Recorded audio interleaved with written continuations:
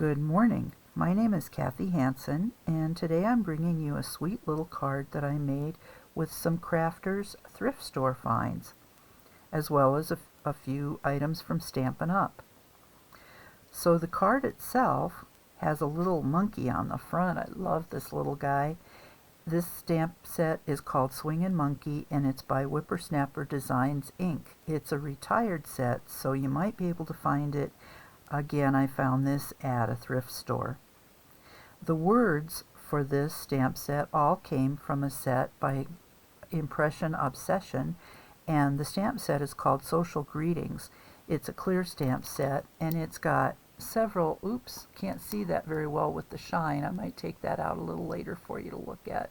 It has several different greetings in here, and I've used 3 of them. On the front, sup, little monkey is saying, and on the inside, let's do lunch. The banana was a download from the internet because I just couldn't find a good banana stamp to go on this card.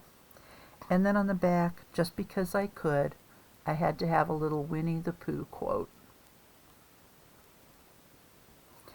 So I'm going to set this aside, and we're going to go ahead and make this card. First of all, I'm going to zoom out a little bit here just to have a little bit more workspace. First of all, I'm going to set aside the front pieces, and let's do the inside very quickly. This is Shaded Spruce cardstock, and it is 5¼ inches by 4 inches to go on the inside for a little mat. The card base itself is actually Hammermill 100-pound premium color copy paper, which I have found is very smooth and does a great job with stamps. And the 100-pound is what I use for card bases because it's just very sturdy and gives you a good solid base.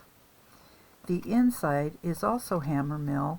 This one actually is 60-pound, and the reason I used 60-pound for the inside is because I ran this through my printer to print that banana, and then I stamped the Let's Do Lunch on there. So that just goes over the Shaded Spruce cardstock.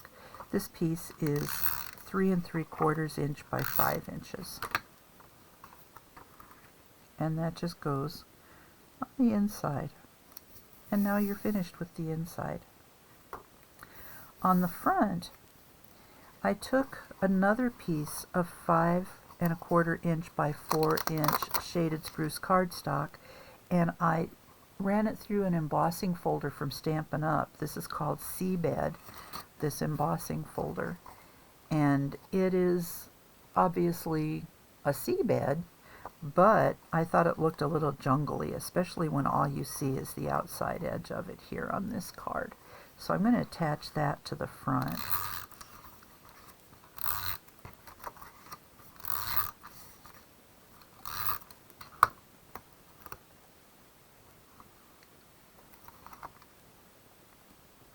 And it really doesn't matter which direction it goes because, again, all you're going to see is the outside edges of that.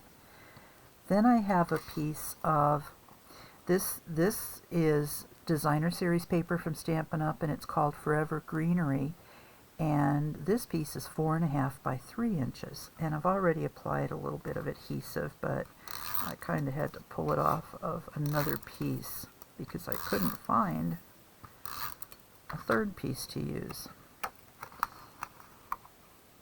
And it doesn't matter, again, if you go this direction, it looks great either way. So I'm just gonna, a little crooked, gonna just add that to the front, center that on the front of the cardstock. Then we have the monkey. I'm gonna set this aside and quickly color and paint. I used watercolor pencils from Stampin' Up. This is Early Espresso, and with this color all I did for the face and the ears was very lightly go around the edges of the face, the ears, the hands, the feet, and then I'm going to take my blender pen All I want was just a very light color here, so that's why I'm just lightly coloring in just at the edges. Then I'll take my blender pen and I'll just kind of color that in and blend in that color around the fingers and toes and ears. Again, this is just very light, a very light color, just to give it a sense of some kind of color. I just love this look on his face. It's the same look that my husband has every time I ask him anything, and that look is, huh? Very sweet man, but he's a little clueless in his old age. Okay, so that looks good to me. Then I'm going to continue using the early espresso, and I'm going to color darker. Now you can see I'm doing it much darker, but again I'm just staying right around the edges because I don't want to necessarily have a dark body all the way through. I want to have varying shades of this color, so very heavy just around the edges. And on the tail here, put a little on the tail. And then again I'm going to take the blender pen, and since I'm using the same color I didn't have to clean it. Well, actually maybe I'll use the other end. It looks like this is the end I used. And again we're just going to kind of go through here and spread out that color.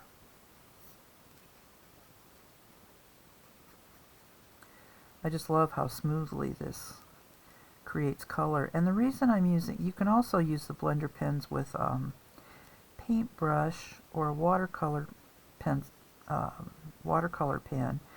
but I prefer using the blender pen just because it gives me just a little more control over where it's going. It's a stiffer brush than an aqua painter. Okay, that looks pretty good to me. And then to clean this, all you need to do is take a piece of scrap paper, and I have one right here. Just take a piece of scrap paper, and on the edge of it, you don't want to lose that point, but if you just run the edge of it across a piece of paper, it'll take the color out, and you're ready to move on to your next color.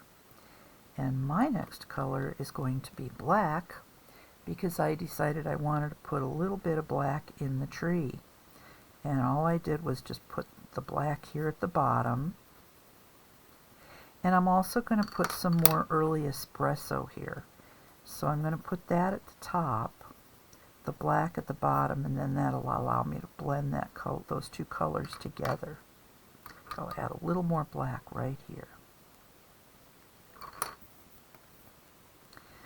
And then again, I'm just going to kind of start coloring, painting here, and blend those two colors together.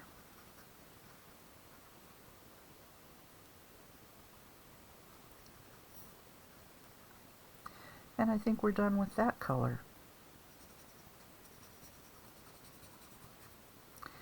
The last color I'm going to use is garden green, and I used this for the leaves. I think that's a leaf. I can't imagine what else it would be sticking out at that angle. That's it. That's all there is for the green. So I'm going to again take my blender pen and just blend that color in to give a little sense of 3D. And I know it's been kind of hard to see that face from this far away. I probably should have zoomed in a little bit, but here I'll bring it up to the camera so you can get a closer look. And it's a very subtle shading on the face and the hands, so it doesn't show up. Well, you can see it a little better if I shade some of that light.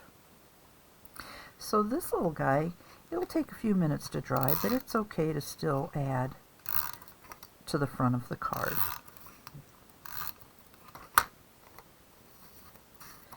Make sure I'm putting it the right direction, because I have been known to glue things on upside down on occasion. that's pretty close. Okay, and I have a little excess paint, a little excess right here, so I'm going to take a glue eraser and just get rid of that little stickiness right there at the bottom. Usually I have these cut into fourths so that they're more like a pencil eraser and they're easier to handle, but I didn't quite get that done with this piece.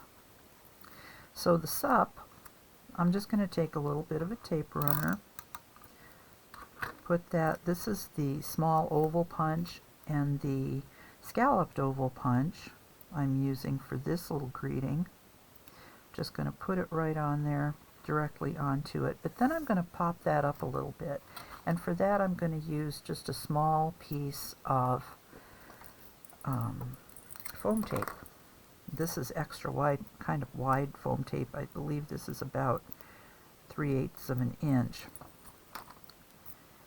And I'm just going to add that to the back, peel off the backing, and add this to the front of the card. Sup.